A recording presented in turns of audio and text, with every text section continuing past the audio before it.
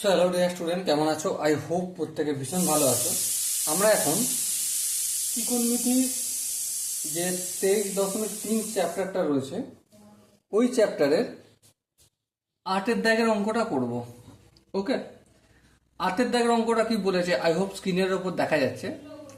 বলেছে যে sine theta plus sign square theta equal two 1 হয়, তবে প্রমাণ করে যে cos square theta plus cos to the power 4 theta equal two 1। Okay, I hope প্রত্যেকে এখান পর্যন্ত বোঝা গেছে। এবার দেখো, এবার হচ্ছে আসল কাজ শুরু হবে। তো আমাকে কার কার মান দরকার? cos স্কয়ার থিটার মান দরকার, হ্যাঁ ঠিক। আর কার মান দরকার? cos টু দি পাওয়ার 4 থিটার মান দরকার। এই তো বুঝলাম, হ্যাঁ এটাই বুঝলাম, আর কিছু বুঝিনি, এটাই বুঝেছি, এটা নিয়েই চলবো। ওকে, তো দেখো দেয়া কি রয়েছে, sine theta plus sign square theta equal two 1। বেশ, সো দেখো আমি এখান থেকে অঙ্কটা শুরু করছি।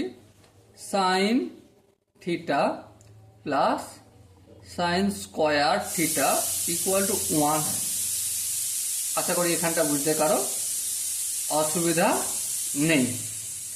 এরপর দেখো সাইন থিটাটা এদিকে রাখলাম, হ্যাঁ রাখলাম, প্লাস সাইন স্কোয়ার থিটাটা যদি সমানে বাম দিকে নিয়ে যাই, 1 মাইনাস সাইন স্কোয়ার থিটা হবে। আচ্ছা, 1 মাইনাস সাইন স্কোয়ার থিটা এর মানে হচ্ছে কস স্কোয়ার থিটা। কেন বললাম চলো আমি একটু দেখাচ্ছি। দেখো লক্ষ্য করে দেখো, আমরা কি জানি যে সাইন স্কোয়ার, এটা রাফের মধ্যে করে দেখাচ্ছে, হ্যাঁ, sign square theta plus cos square theta equal two 1, হ্যাঁ জানি, হ্যাঁ হ্যাঁ হ্যাঁ ঠিক। এবার দেখো কস স্কোয়ার থিটাটা রেখে দিলাম এদিকে, অপোজিট দিকে যদি সাইন স্কোয়ার থিটাটা নিয়ে যায় তাহলে 1 মাইনাস সাইন স্কোয়ার থিটা হয়, হ্যাঁ। দেখো কি পেলাম, 1 minus sine square theta equal to cos square theta, হ্যাঁ ঠিক। তাহলে এখানে আমি কি লিখতে পারি, sine theta equal to cos square theta পেলাম। বেশ, অসুবিধা নেই। এরপর তাহলে আমার দুটো মান দরকার, একটা হচ্ছে এই মানটা কস স্কয়ার থিটার মান, অলরেডি পেয়ে গেছি আমি, সাইন থিটা সমান কস স্কয়ার থিটা। ওকে বেশ, কোনো অসুবিধা নেই। আর একটার মান দরকার, কার দরকার ভালো করে ভেবে বলো, দরকার কার? দরকার হচ্ছে cos to the power 4 theta. এবার বলো এখান থেকে আমি সাইন স্কোয়ারটাকেও আমি পাওয়ারটা 4 করব কি করে?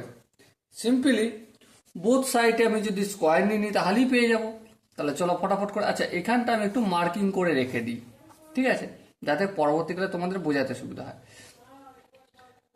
দেখো আমি তাহলে এদিকটা স্কোয়ার করছি, sign square theta equal two কি পাবো, এদিকটা হবে cos to the power 4 theta.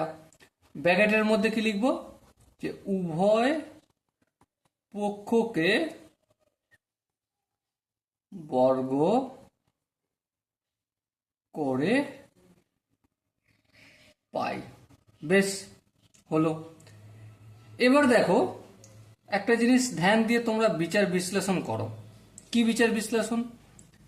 দেখো এই যে এখানে আমি রাফে দেখিয়েছিলাম না, কি দেখিয়েছিলাম, যে sign square theta plus cos square theta equal two 1।